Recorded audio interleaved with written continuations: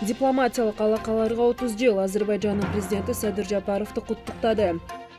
Акылбек Жапаров электр жабдууларын чыгарган Нур ишканасынын иши менен таанышты. Төрөбаев өнүктүрүү фонддорунун жана мамлекеттик банктарды фармацевтикалык өндүрүштү активдүү колдоого чакырды. Кыргызстанда быйыл автоунаа чыгарган завод ишке кириши мүмкүн, деди Жээнбек Кулубаев. Эмгек министри Базарбаев Япония элчиси менен кызматташтыкты талкуулады. Кыргызстанда агроөнөр-жай комплексин каржылоого 3,5 миллиард сом бөлүндү. 2022 жылы 1804 киши турак жай менен камсыз болду. Азербайжандын президенти Ильхам Алиев президент Садыр Жапаровду Азербайжан менен Кыргызстандын ортосунда дипломатиялык мамилелердин түзүлгөндүгүн 30 жылдыгы менен куттуктады. Ильхам Алиев Садыр Жапаровго чын ден соолук, бакыт таалай жана ишинде ийгиликтерди, ал эми боордош кыргыз элине бакубатчылык жана өнүгүү каалады.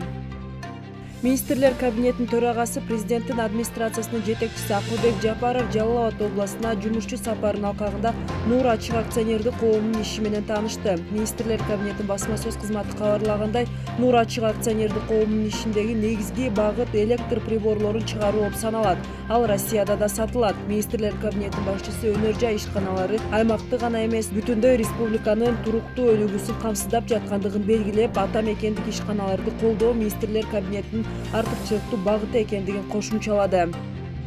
Министрлер кабинетинин төрагасынын орун басары Бакыт Төрөбаев Фарма Нур жоопкерчилиги чектелген коомунун ишмердүүлүгү менен таанышып жатып, өнүктүрүү фонддорунун жана мамлекеттик банктардын жетекчилерин бизнес чөйрөнү активдүү колдоого чакырды. Ишкерлердин билдирүүсүндө Фарма Нур фармацевтикалык компаниясынын учурдагы өндүрүш потенциалы менен 2027 жылга чейин рыноктун 35% камтый тургандыгын ишкерлер билдирүүдө. Азырынча каржылоонун аздыгынан дарынын 4 түрү чыгарылууда. Негизи бул ишкана дарынын 30 түрүн чыгарууга күчүлүгү бар.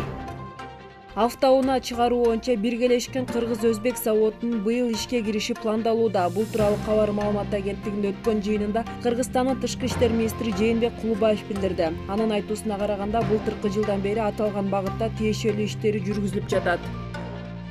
Эмгек, социалдык камсыздоо жана миграция министрлиги муктаж болгон жарандарга жардам берүү үчүн Япония менен байланышты бекемдөөгө ниеттенүүдө. Бул тууралуу министр Кудайберген Базарбаев 18 январда Япониянын Кыргызстанда элчиси Года Хидеки менен эмгек министрлигине караштуу Покровкадагы психоневрологиялык социалдык стационардык мекемесинин директору Асанкан Сапаралиевдин ортосундагы грант контрактка кол коюу аземинде билдирди. Япония өкмөтүнүн чөптүн тамыры жана адам коопсуздугу гранттык программасынын алкагында Талас областына Покровка аралаш психоневрологиялык социалдык стационардык мекемесине жалпы басы $98 000 УЗИ терапия аппараты, стоматологиялык аппарат, кир жугуч машина жана медициналык унаа берилет. Агроөнөр-жай комплексин каржылоо долбооруна 3,5 миллиард сом бөлүндү. Ведомствонун маалыматына караганда, азык-түлүк коопсуздугун камсыздоо үчүн агроөнөр-жай кластерин өнүктүрүү максатында сүт, эт, шекер, жумуртка, өсүмдүк майы, картошка, жашылчалар, жемиштер жана дан эгиндеринин кластерлерин өнүктүрүү иштери жүргүзүлүүдө.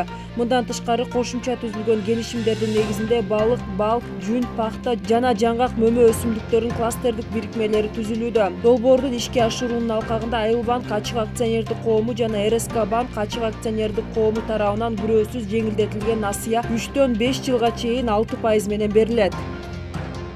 2022 жылы мамлекеттик ипотекалык компания ачык акционердик коомунун уставдык капиталынын жана жүгүртүү каражаттарынын эсебинен 1804 адам 4 миллиард 655 миллион сом ипотекалык насыя алышкан. Финансы министрлигинен билдиришкендей, Менин үйүм 2021-26 программасын ишке ашырууга жана 2022 жылы мамлекеттик ипотекалык компания ачык акционердик коомунун финансылык ресурстар менен камсыз кылуу максатына министрлер кабинетинин токтомунун алкагында уставдык капиталды көбөйтүүгө 3,8 миллиард сом бөлүнгөн.